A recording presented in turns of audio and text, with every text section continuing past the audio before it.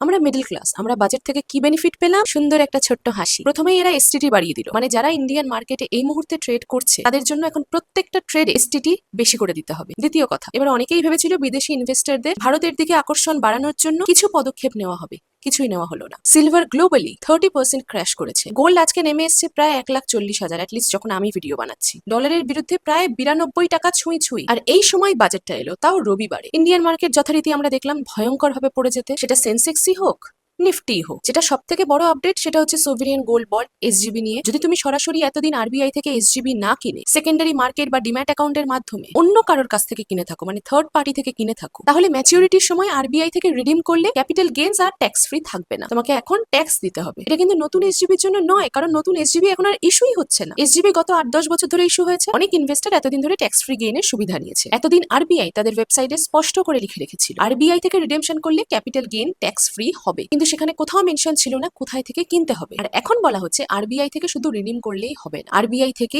Issue হওয়াটাও জরুরি। Secondary market থেকে যখন কেনা চলবেই না, তাহলে এসজিবি কে ডিম্যাট ফর্মে রাখার কারণ কি? এটাকে ইলেকট্রনিক বানানো হলো কেন? এটাকে বানানো হয়েছিল এই কারণেই যাতে ট্রেডিং করা যায়। এরপরে মানুষ কেন গভর্নমেন্ট ব্যাক স্কিমে বিনিয়োগ করবে, যেখানে বলা হয়েছিল যে ট্যাক্স ফ্রি গেইন পাবে, কিন্তু সেই প্রতিশ্রুতি যে কোনো সময় ভেঙে দেওয়া হলো। এখন হঠাৎ করে নতুন শর্ত কি করে দেওয়া হলো যে শুধু আরবিআই থেকেই কিনতে হবে? আগের বাজেটগুলোয় গোল্ড ইম্পোর্ট ডিউটি কমানো হয়েছিল, যার ফলে সোনার দামও 6 থেকে 7% কমে গেছিল। কিন্তু এখন এসজিবি রিডিম করার সময় এসছে, আর সরকার এই সময় বুঝতে পারছে যে বড় অঙ্কের টাকা দিতে হবে, আর এই সময় ধীরে ধীরে সোনার দাম নামিয়ে দেওয়া হচ্ছে। আমি যদি ট্রেডিং এ লস করি তাহলে বলা হবে আমার ভুল, আমি ঠিক করে ট্রেড করিনি। ইনকাম ট্যাক্সের স্ল্যাবেও কিছু চেঞ্জ হলো না। একটা যেটা ভালো হয়েছে সেটা হচ্ছে বিদেশে পড়াশোনার জন্য 10 লাখ টাকার নিচে যদি এডুকেশন পেমেন্ট দিতে হয় তার উপর টিসিএস পুরোপুরি তুলে নেওয়া হয়েছে। এর ফলে পরবর্তী জেনারেশন যারা বিদেশে পড়তে যেতে চায় তারা সরাসরি উপকৃত হবে। এখনই সময় আছে, যাও পড়তে চলে যাও বাইরে, যদি বাজেট থাকে বা স্কলারশিপ নিয়ে। এটাই সময় ইন্ডিয়া ছাড়ার। আর একটা জিনিস যেটা হচ্ছে ভ্রমণ কিছুটা সস্তা হবে। বিদেশি ট্যুর প্যাকেজ বুক করার ক্ষেত্রে টিসিএস কমিয়ে 2% করা হলো, আর এটা আগে 10 লাখ টাকার নিচে কিন্তু 5% ছিল, আর 10 লাখ টাকার বেশি খরচা হলে 20%। এর মানে যারা ট্যুর প্যাকেজ কিন্তু বিদেশ ভ্রমণের জন্য, তাদের ক্ষেত্রে তাৎক্ষণিক ক্যাশ আউটফ্লো এই মুহূর্তে কম হবে। কতদিন থাকবে এটা জানি না, কিন্তু এই মুহূর্তে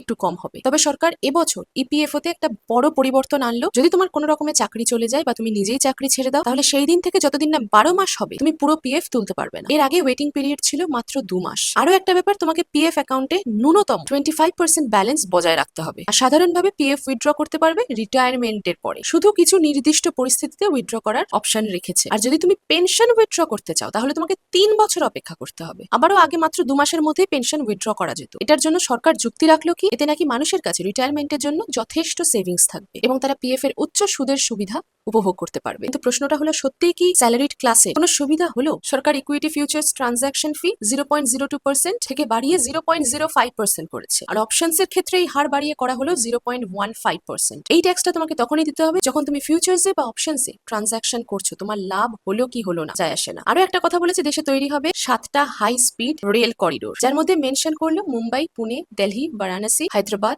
চেন্নাই, নো কলকাতা। সাধারণ মানুষের জন্য নতুন চাকরির ব্যাপারে কিছু বরাদ্দ হলো না, কিন্তু 12.2 লাখ কোটি টাকা বরাদ্দ করা হয়েছে ক্যাপিটাল এক্সপেন্ডিচারের জন্য। এই টাকা মূলত ব্যবহার হবে রাস্তাঘাটের জন্য, হাইওয়ে, রেলওয়ে, এই ধরনের ইনফ্রাস্ট্রাকচার তৈরিতে খরচা হবে শুধু। আর এর জন্য কিছু পরিমাণ চাকরি জেনারেট হবে। 84 মিনিটের বাজেট পেজ দেখার পর যে ব্যাপারটায় কথা না বললেই নয় সেটা হচ্ছে ক্রিয়েটার ল্যাবস। বেসিক্যালি এটা অরেঞ্জ ইকোনমির মধ্যে ফেলেছে। এবার অরেঞ্জ ইকোনমিটা বোঝাই। অরেঞ্জ ইকোনমি মানে সোজা কথা ক্রিয়েটিভ ফিল্ড ভিত্তিক অর্থনীতি, যেখানে content creation, design, animation, gaming, visual story telling, যেগুলো বেসিক্যালি খুব ট্রেন্ডিং হচ্ছে এখন ইউটিউব, ইনস্টাগ্রামে, এই সবকিছুকে এরা অর্থনীতির অংশ করছে, যাতে অরেঞ্জ ইকোনমি বা ক্রিয়েটিভ ইন্ডাস্ট্রি, যেটা অলরেডি এখন ভালোই বুস্টে আছে, সেটাকে যেন আরো বুস্টিং করা যায়। এই বাজেট অনুযায়ী দেশের 15,000 সেকেন্ডারি স্কুলে এবং 500টা কলেজে তৈরি করা হবে এই কন্টেন্ট ক্রিয়েটার ল্যাবস। মুম্বাইয়ের Indian institute of creative technology এই ল্যাবগুলোকে সাপোর্ট দেবে। এই পুরো উদ্যোগের মূল উদ্দেশ্য কি রেখেছে জানো? খুব অল্প বয়স থেকে ছেলে মেয়েদের digital story telling, content creation এবং ক্রিয়েটিভ টেকনোলজির এক্সপোজার দেওয়া, যাতে তারা ভবিষ্যতে এভিজিসি ইন্ডাস্ট্রি, যেটাকে বলছে animation, visual effects, gaming, comics, এই ইন্ডাস্ট্রিগুলোয় ঢুকতে পারে। এটার একটা পজিটিভ দিক আছে,